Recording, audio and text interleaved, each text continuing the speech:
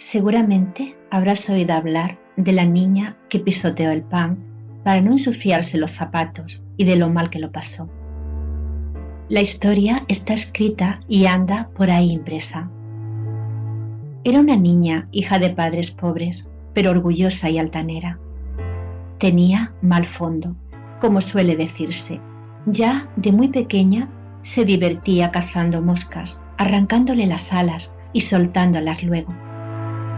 Cazaba también escarabajos y abejorros. Los clavaba en una aguja y los ponía sobre una hoja verde o un pedazo de papel. La bestezuela se agarraba a él y hacía toda clase de contorsiones para librarse de la aguja. «El abejorro está leyendo», exclamaba la pequeña Inger, que así se llamaba. «Fíjense cómo vuelve la página». A medida que fue creciendo, en vez de mejorar, puede decirse que se volvió peor. Hermosa sí lo era, para su desgracia, pues de otro modo habría llevado buenos azotes. «Una buena paliza necesitarías», le decía su propia madre. «De pequeña me has pisoteado muchas veces el delantal. Mucho me temo que de mayor me pisotees el corazón». Y así fue. Entró a servir en una casa de personas distinguidas que la trataron como a su propia hija, vistiéndola como tal, con lo que creció aún su arrogancia. Al cabo de un año, le dijo su señora: «Deberías visitar a tus padres, mi querida Inger». Fue, pero solamente para exhibirse. Quería que viesen lo guapa que se había vuelto. Mas al llegar a la entrada del pueblo y ver a las muchachas y los mozos charlando en el estanque y a su madre descansando sentada en una piedra, pues venía cargada con un haz de leña que había recogido en el bosque, Inger se dio media vuelta. Se avergonzaba de tener por madre aquella tosca mujer cargada con un haz de leña, ahora que iba tan lindamente vestida. No le remordió haberse vuelto, solo sentía enojo por haberse acicalado para nada. Transcurrió otro medio año. «Deberías ir a tu casa a ver a tus padres, querida Inger», volvió a decirle su señora. «Ahí tienes un pan de trigo, puedes llevárselo, estarán contentos de verte». Inger se puso el mejor vestido y los zapatos nuevos. Levantándose la bonita falda, caminaba con gran precaución para no ensuciarse el calzado. Ningún mal había en ello, claro está, pero llegada al punto en que el sendero cruzaba un cenegal y el agua formaba un gran charco, tiró el pan al suelo, en medio del barro, para poder apoyar el pie sobre él y no mojarse los zapatos. Y mientras estaba con un pie sobre el pan y con el otro levantado, se hundió el pan y la muchacha desapareció en el agua. Un momento después, solo se veía una negra charca burbujeante. Así dice la historia. Pero, ¿qué fue de ella? Pues fue a parar a la mansión de la mujer del pantano, que habitaba en su fondo. La mujer del pantano es la tía de las feas elfas. Estas son muy conocidas, pues andan por ahí en canciones y las han pintado muchas veces. Pero de la mujer la gente solo sabe que cuando en verano salen de los prados vaos y vapores es que ella está preparando cerveza.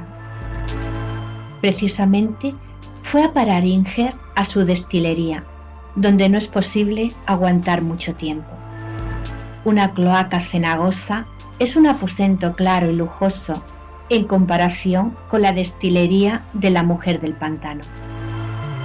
Los barriles apestan de tal modo que al olerlos una cae sin sentido.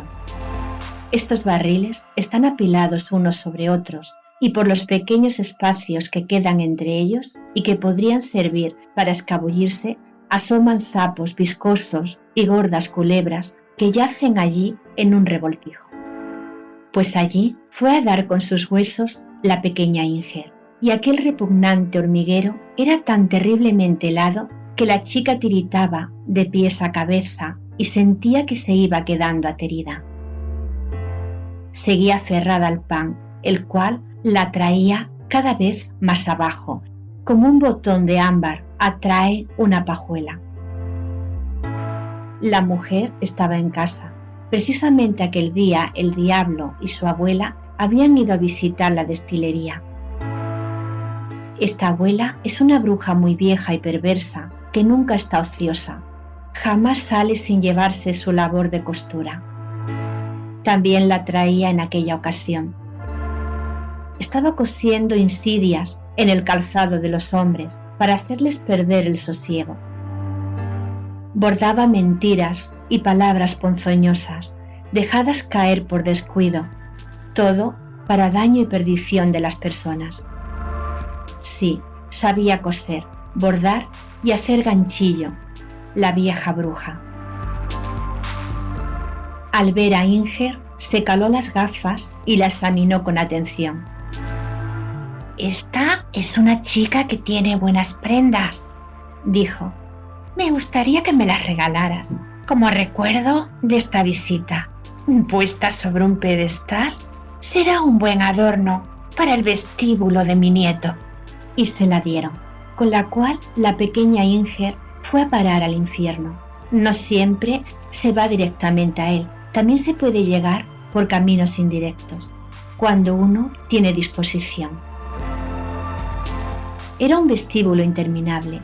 Les entraría vértigo si lo vieran hacia adelante y lo mismo si lo miran hacia atrás. Se agolpan en él una gran multitud con el corazón roído de angustia. Aguardaban a que les abriesen la puerta de la gracia. Ya podrían esperar. Grandes arañas, gordas y tambaleantes, les rodeaban los pies con telas milenarias, que les apretaban como torniquetes y les sujetaban como cadenas de cobre. Y sobre eso reinaba una eterna inquietud, la inquietud de la pena de cada alma. El avaro se había olvidado la llave de su caja de caudales y sabía que la había dejado en la cerradura. Resultaría demasiado largo enumerar todos los tormentos y penalidades que allí se sufrían. Inger, puesta sobre un pedestal, con los pies clavados al pan, sufría indeciblemente. Así le pagan a una por haber procurado no ensuciarse los pies, decía para sus adentros. ¡Oh! ¿Por qué me miran todos con esos ojos? Porque en efecto, todos la miraban. Sus malos pensamientos se reflejaban en los ojos y hablaban sin abrir la boca. Era espantoso verlos. Debe ser un regalo mirarme, pensó Inger, con mi bonita cara y mis buenos vestidos. Y volvió los ojos, pues no podía volver la cabeza, con lo rígida que tenía la nuca. Señor, ¿y cómo se había emporcado en la destilería? En esto no había pensado. Sus ropas aparecían como recubiertas de una gran mancha de barro. Una culebra se la había enroscado en el pelo y se columpiaba sobre su pescuezo, y de cada pliegue del vestido salía un sapo que ladraba como un perrillo asmático. Resultaba muy molesto. ¿Cuántos están aquí? Tienen un aspecto tan horrible como yo, se dijo para consolarse. Mas lo peor era el hambre espantosa que la atormentaba. No podía bajarse a coger un poco de pan que le servía de base, pues no, tenía el dorso embarado, los brazos y manos rígidos, todo el cuerpo como una columna de piedra. Solamente podía mover los ojos, revolverlos del todo y hasta mirar a sus espaldas. Esto es lo que hizo, pero ¡qué horror! Vio subir por sus ropas una larga hilera de moscas que treparon hasta su cara, pasando y volviendo a pasar sobre sus ojos. Ella bien parpadeaba, pero los insectos no se marchaban, pues no podían volar, les habían arrancado las alas y ahora solo podían andar. ¡Qué tormento aquel! Y por añadidura el hambre. Al fin le parecía que los intestinos se devoraban a sí mismos y se sintió vacía por dentro, terriblemente vacía. Como esto se prolongue, No podré resistirlo, dijo. Pero no había más remedio que aguantar y el tormento continuaba. Cayó entonces sobre su cabeza una lágrima ardiente que, rodándole por la cara y el pecho, fue a parar sobre el pan, y luego otras lágrimas y otras muchas. ¿Quién lloraba por la pobre Inger? ¿No tenía acaso una madre en la tierra? Las lágrimas de dolor que una madre derrama por sus hijos alcanzan siempre a estos, pero no los redimen. Queman y solo contribuyen a aumentar sus sufrimientos, y luego aquel hambre insufrible, sin poder llegar al pan que tenía bajo el pie. Al fin experimentó la sensación de tener consumidas todas las entrañas y ser como una delgada caña hueca que captaba todos los sonidos. Oía claramente cuánto sobre ella se decía en la tierra y, por cierto, que todo eran palabras duras y de censura. Su madre lloraba lágrimas salidas de su afligido corazón, pero exclamaba al mismo tiempo: «La soberbia trae la caída. Esta fue tu desgracia, Inger. ¿Cómo afligiste a tu madre?» Todos los de allá arriba conocían su pecado. Sabían que había pisoteado el pan y que se había hundido y desaparecido. El pastor, que lo había visto todo desde una altura, lo había contado. «¡Cuánta pena me has causado, Inger!», se lamentaba la buena mujer. «Bien me lo temía». ¡Ay! Mejor me hubiera sido no nacer, pensó Inger. ¿De qué pueden servirme ya las lágrimas de mi madre? Oyó como sus señores, aquellas gentes bondadosas que la habían tratado como a su propia hija, decían: «Era una chica perversa. En vez de respetar los dotes de Dios, nuestro Señor, los pisoteó. Difícilmente se le abrirán las puertas de la gracia». Debieron de haberme educado mejor, pensó Inger.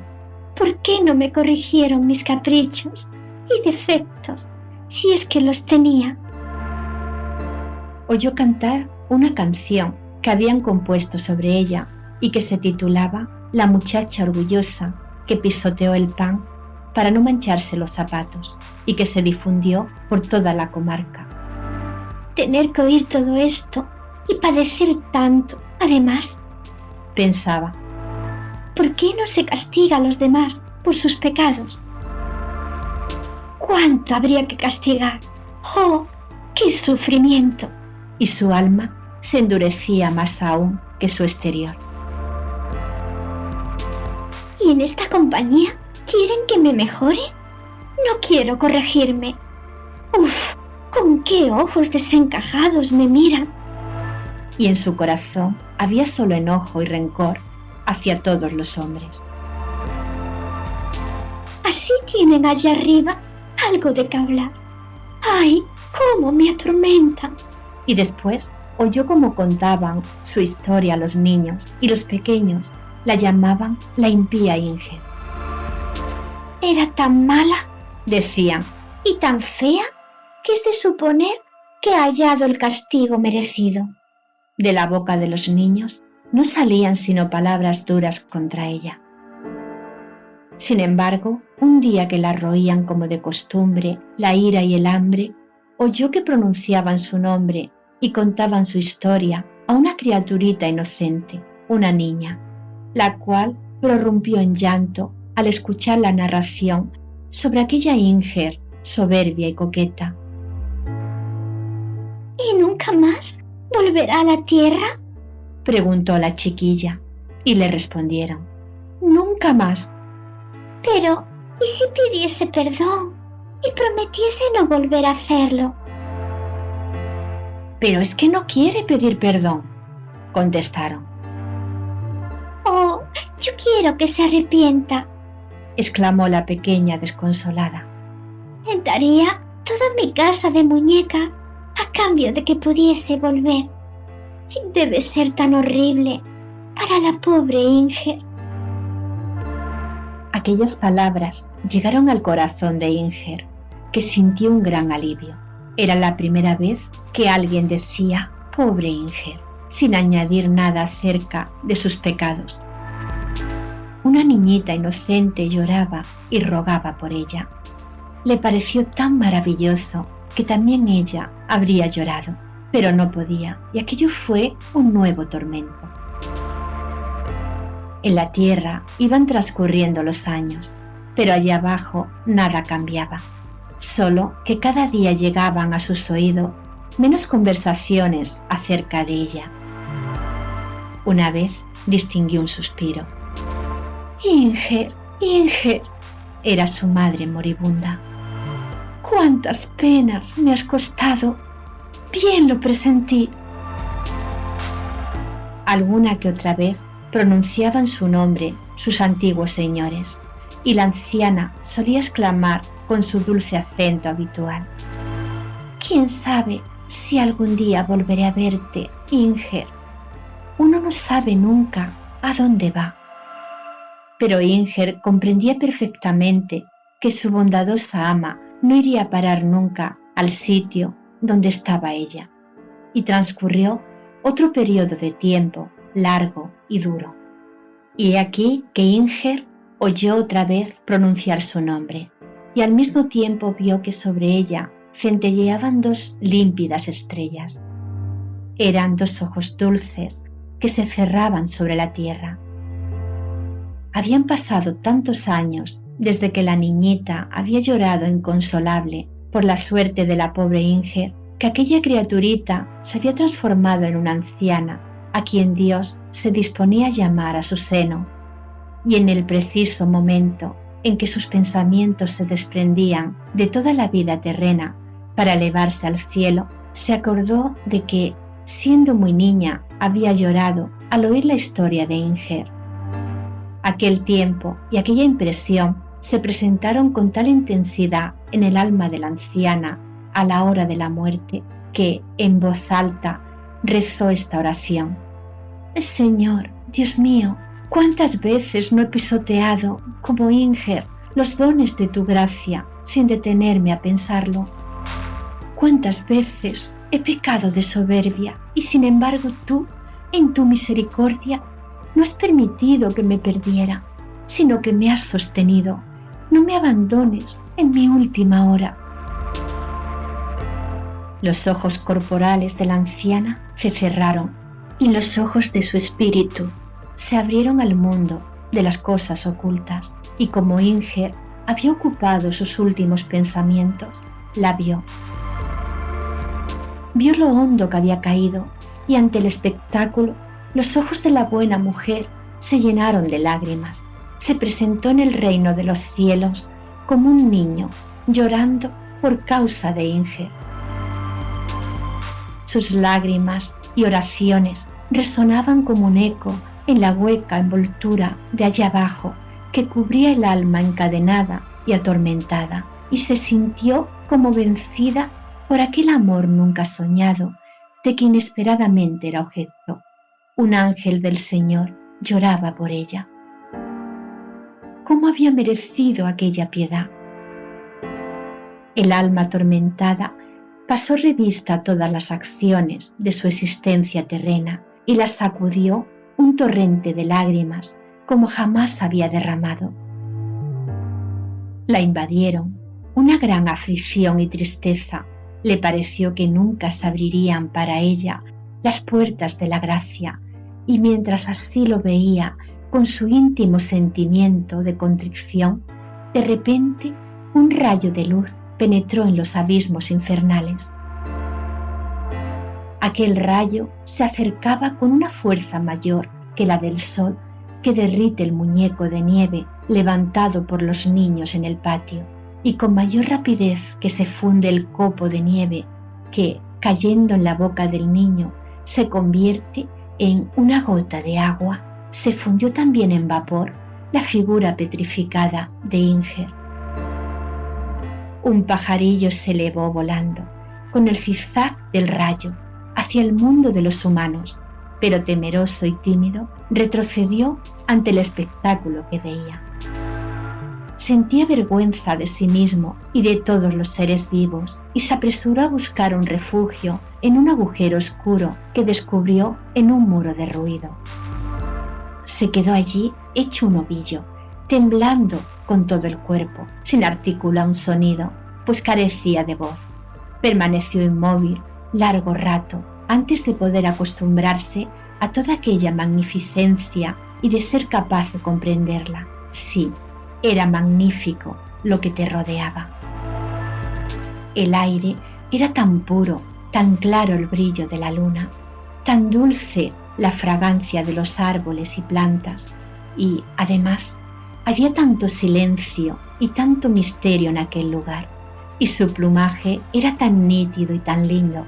Cuánto amor y cuánta grandeza había en todo lo creado.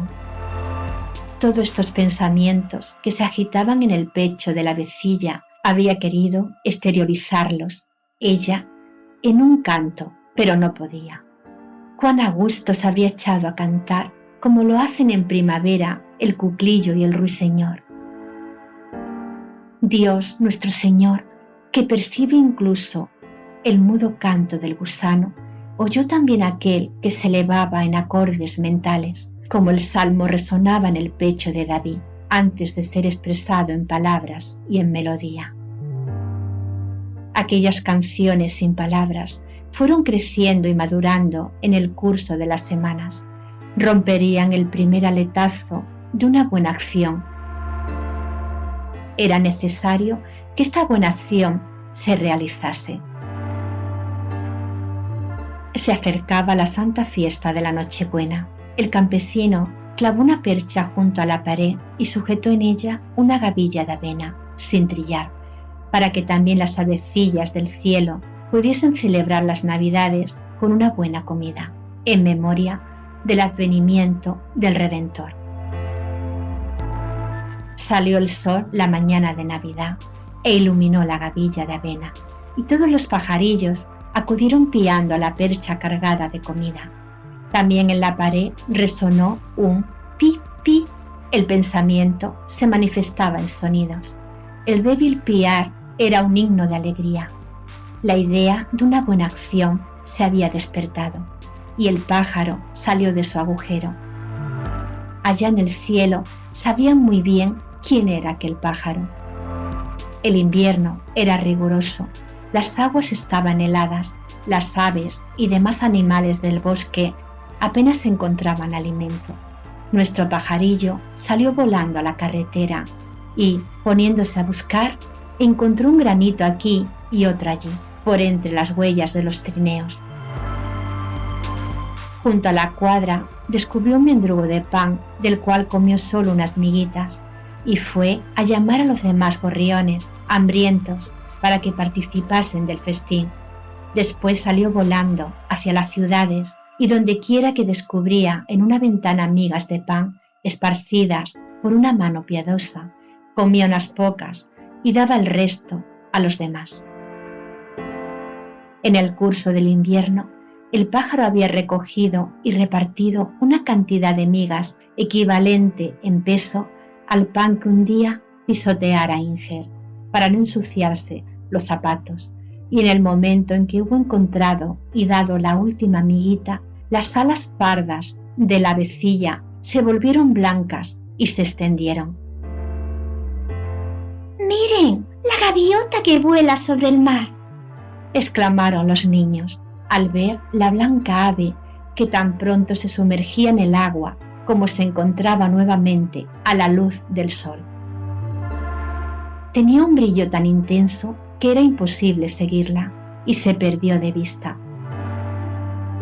Los niños dijeron que se había ido al sol.